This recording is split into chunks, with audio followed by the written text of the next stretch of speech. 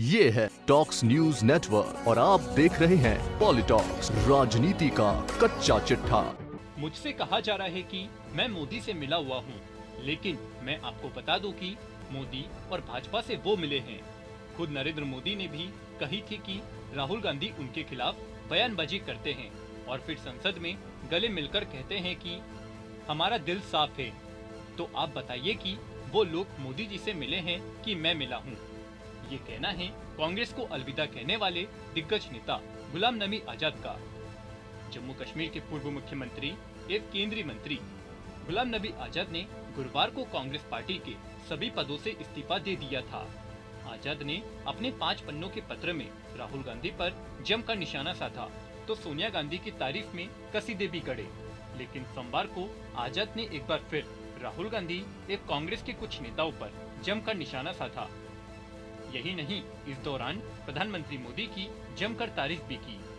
गुलाम नबी आजाद ने कहा कि मैं उन्हें बहुत कठोर आदमी समझता था, लेकिन उनमें इंसानियत तो है।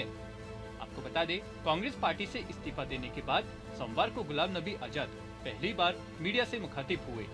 इस दौरान गुलाम नबी आजाद ने बड़ा बयान देते हुए कहा कि चिट्ठी लिखने से पहले और चिट्ठी लिखने के बाद मैं 6 दिन से सोया नहीं, क्योंकि जिस पार्टी को हमने खून से, लिटरेरी खून, पसीना, ये खून पसीना तो मुहावरा है, लेकिन लिटरेरी खून देकर हमने पार्टी दी है। ये जो आज है, ये तो फालतू कहां से कौन से आया, कहीं का ईंट कहीं का रोड़ा, वो वाले आज हमारा मुकाबला करते हैं टीवी को। उनको अपने घर का पता नहीं और हमारे क्वेश्चन करते हैं।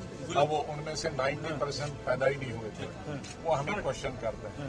और मुझे अफसोस होता है कि कांग्रेस में ऐसे स्पोक्समैन हैं जिनको हमारी हिस्ट्री तो करंट हिस्ट्री है, Nehru, Gandhi, Mughal history, British history और तिलक से लेकर आज तक मालूम है, उनको तो हमारे बारे में ही मालूम नहीं है। वहीं गुलाम नबी आजाद के इस्तीफे के बाद कांग्रेस के कई नेताओं ने उनके बीजेपी के साथ मिले होने के और अब बीजेपी में शामिल होने के आरोप लगाए थे। यही नहीं, जम्मू कश्मीर में होने वाले विधानसभा चुनाव में बीजेपी के साथ जाने की भी बात कही गई थी।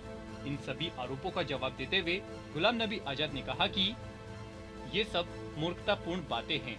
एक कश्मीरी भाजपा में कैसे शामिल हो सकता है? मुझे ऐसे कयासों से घृणा है। मैं अपने कॉलेज के दिनों से इस पार्टी का हिस्सा रहा हूं। मैं कभी बीजेपी में शामिल नहीं होऊंगा। मैं कश्मीर चुनाव के लिए अपनी पार्टी बनाऊंगा। वहीं गुलाम नबी आजाद ने आपका रिमोट कंट्रोल भाजपा के हाथ में है के सवाल पर कहा कि घर वालों ने घर छोड़ने पर मजबूर किया और जहां घर वालों को लगे कि वह आदमी नहीं चाहिए तो अक्लमंदी खुद घर छोड़ने में है।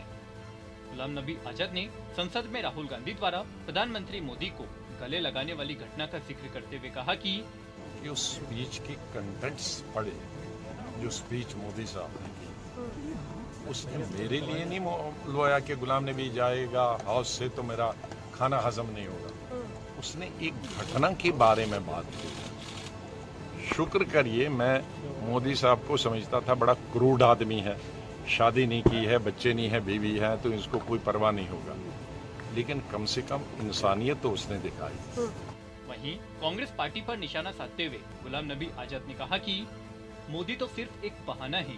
कांग्रेस लीडरशिप को मुझसे तब से परेशानी है जब से G23 ने पत्र लिखकर आलाकमान को सुझाव दिए थे। वे कभी नहीं चाहते थे कि कोई उन्हें पत्र लिखे, उनसे सवाल पूछे। तब से कई कांग्रेस मीटिंग हो चुकी है, लेकिन कभी कोई सुझाव नहीं माना गया।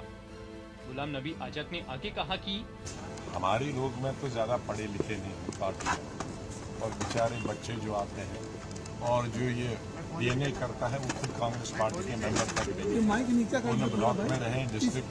ये स्टोरी प्लांट करने के लिए ही वो यहाँ तक पहुँचे हैं, मिनिस्टर भी पहुँचे, राज्यसभा में पहुँचे।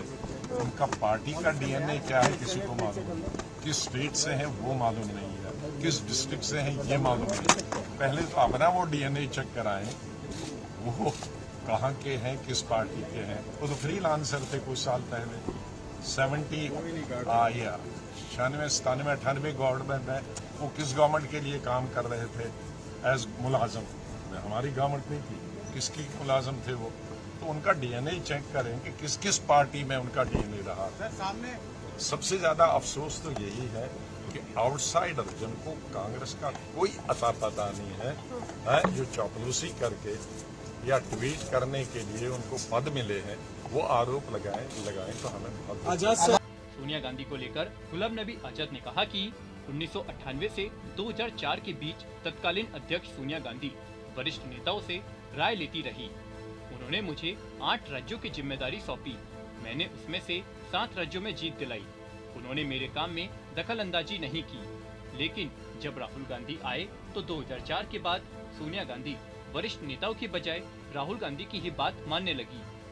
राहुल के पास राय देने का कोई अनुभव या कला नहीं थी। फिर भी सोनिया गांधी चाहती थी कि सभी नेता राहुल के हिसाब से काम करें। कांग्रेस के वरिष्ठ नेताओं और राहुल गांधी के बीच दरार तब साफ हुई जब राहुल ने 2019 में प्रधानमंत्री मोदी के लिए चौकीदार चोर है का नारा दिया। किसी वरिष्ठ नेता ने इस नारे का समर्थन नहीं किया। राहुल ने पार्टी मीटिंग में पूछा था कि जिन्हें नारा अच्छा लगा वे हाथ ऊपर उठाए। तब कई बड़े नेताओं ने इस नारे को लेकर असहमति दर्ज कराई थी। उस बैठक में मनमोहन सिंह, A.K. एंटनी और P. चिदम्बरम भी थे। राहुल गांधी पर निशाना साधते हुए आजाद ने कहा कि मैंने अपने राजनीतिक पढ़ाई इंदिरा गांधी के नेतृत्व में की है। जब मैं जूनियर नेता था तो वे MLA, पोतेदार और मुझे कहा करती थी कि हम अटल बिहारी वाजपेयी जी से मिलते रहे। हमें सिखाया गया था कि हमें अपने से बड़ों की इज्जत करनी चाहिए और विपक्ष के नेताओं को उतना ही सम्मान देना चाहिए जितना अपनी पार्टी के नेताओं को देते हैं। लेकिन राहुल की पॉलिसी सिर्फ मोदी पर हमला करने की है। वे हर तरफ से मोदी पर हमला करते रहते हैं। मेरे मन में राहुल गांधी के प्रति कोई निजी द्वेष नहीं है।